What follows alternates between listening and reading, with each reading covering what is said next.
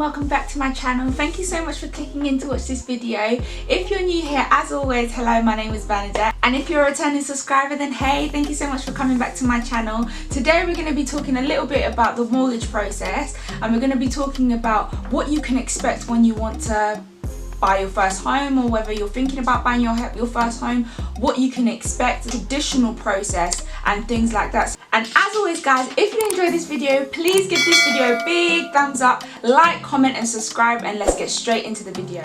So essentially, before I explain what the mortgage process is, I'm just going to give you a quick definition of what a mortgage actually is. A mortgage is just basically a loan which is used to help you buy a property. Now notice the way I said the word help.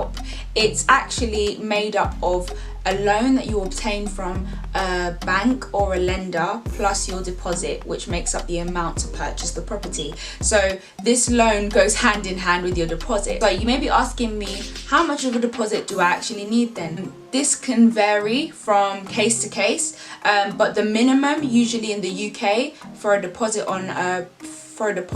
for a mortgage is at least 5% of the purchase price. If a house is 300,000, then you need to have at least £15,000 of a deposit to place. However, if your lender or if your bank require you to put down a deposit of 10%, in that case, if the purchase price of the house is 300,000, then you'll need to have 30,000 to put down as a deposit. A deposit can vary depending on your credit score and depending on a few other factors as well. So you may have a poor credit rating, which means that maybe you've had missed payments, or maybe you've got county court judgments, or maybe use of overdraft is very high. There may be a lot of things that affect your credit rating. You might have hard searches of making too many credit applications in a short period of time. It doesn't look good on your credit score, and essentially if your credit score is poor, then it just means that it may affect the amount the lender or the bank will ask from you as a deposit, because they may see you as a risk, so they may ask you to pay a higher deposit.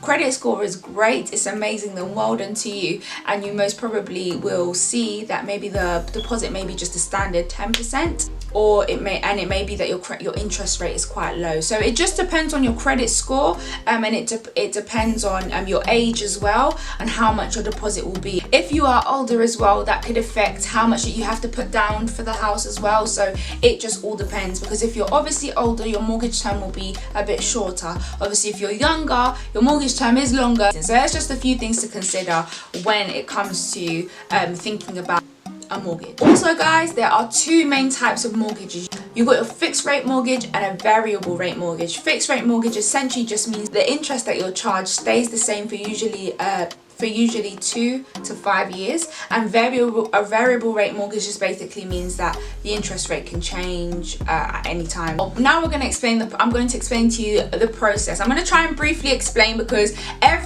in every kind of step I'm going to talk about, I can go into depth. However, just for the purpose of this video, I'm just going to give kind of a brief idea and a brief explanation of every single step. The first step, which for me personally is finding a mortgage broker. Mortgage brokers for me are so helpful. I say this because they are the ones that are actually able to tell you how much you can actually afford. We told them that we're looking to buy a home, and essentially what they did was they calculated for us. They use a calculator, and what they do is they take your salary and they times it by usually 4 or 5, and that will be the amount that you'll be able to qualify for a mortgage.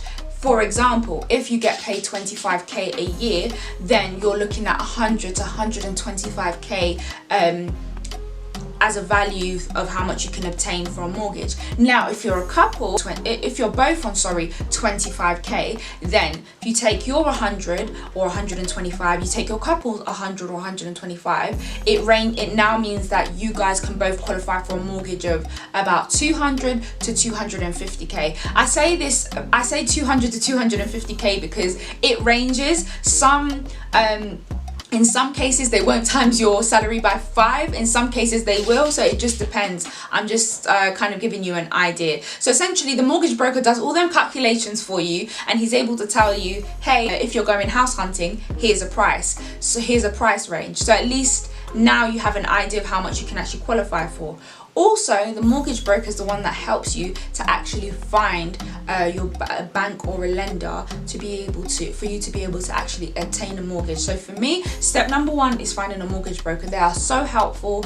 To find a mortgage broker is online. Personally, I went online, I did a huge amount of research and I compared different mortgage brokers, their services. I gave them a call to kind of tell them what situation I was in so that they could kind of tailor to my needs. Everybody's situation is going to be different. You may be going for a help to buy, you may be going for a shared ownership. They can tailor to your needs and help you to find something that fits the purpose for you. So that's why I'd say online is great, because you have hundreds and thousands even of mortgage brokers literally floating around online. However, it's up to you to do the research, speak to them and see the services that they offer, what they can do for you, and then go from there.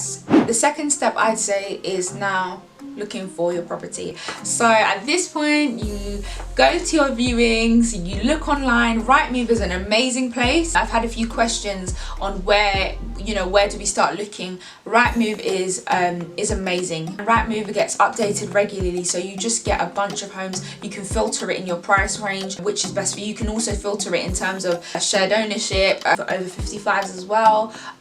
So there's a bunch of things that you can do on Rightmove, and it's a great place to find a wide variety of homes in the area you're looking for. Rightmove or Zoopla. There are a few other places, but Rightmove and Zoopla for me are the main two. Estate agents, I personally think it can be quite limiting. I'm going to show you what they sell. So Rightmove is great. It advertises a bunch of different estate agents, bunch of different properties. It's much better. So you've been going to viewings, you've been looking for houses, you're viewing properties and everything like that. The mortgage broker is also busy drawing up your mortgage and principal, so that when you're ready, you're able to have the proof to place an offer. The mortgage and principal is essentially just a document saying that the lender or the bank is likely to lend you X amount. I say likely because it's not the final decision, it's subject to certain conditions. Principal, and on your side, you've been viewing and you found the property that you like, you're like, this is the one, this is the property, this is the one we want. And essentially, step 3 is just making the offer. However, to make the offer, like I said, you're going to need your mortgage and principal. Your mortgage broker will either email it to you or he may post it to you. When you're calling up to make the offer on the property, the estate agents will usually ask you for the mortgage and principal, your identification documents, and they'll ask you for proof of funds as well. Once you've shown everything, then they will take your offer in, they'll log it on the system, and they'll go and tell the sellers. You may hear the same day, you may hear the next day, you may hear the following day. It's just a waiting game. In the case where your offer does get accepted, we move on to step number 4, which is now arranging a solicitor. At this point, your offer's been accepted and it's time to start the legal. At this point, you arrange a solicitor, and the solicitor will start carrying out all the legal processes for you when it comes to buying your home. So in terms of finding a solicitor, again, I think going online and doing your research online is an amazing platform to find any service. Just make sure that whoever it is that you're choosing to be your solicitor, or you found a solicitor online, you call up, find out a bit about the services, what they offer and everything like that. Tell them your personal situation and kind of if they're able to cater to, to your needs essentially. And if they are, then amazing, and you go ahead with them. But usually before they start the service with you, they ask for a deposit, and then the final amount is usually paid once you've completed on the property. I'm going to leave a link in the description bar below if you want to check out and see kind of what the solicitors do in detail. I'll leave that down for you below. The lender or your bank may request a valuation survey to take place. Essentially what that means is just the bank or the lender want to make sure that the property that you're buying is actually at the value that you're buying it for, and they just get someone to go out, a surveyor to go out and check that everything is how you said it is. There's no loopholes or anything like that, and just making sure that everything's okay. Quite a smooth process. Everything's been kind of smooth when it comes to the legal processes and everything like that. Surveyors come back and said that the value of the house is as it says it is, and everything's kind of okay. Then it comes to step number 5 is kind of finalizing everything, and also finalizing the mortgage, because you actually have to agree to the mortgage and sign and agree that this is, you know, I agree to, I'm loaning out X amount and I'll be repaying it over X amount of years, and the interest rate, I understand, will be fluctuating after,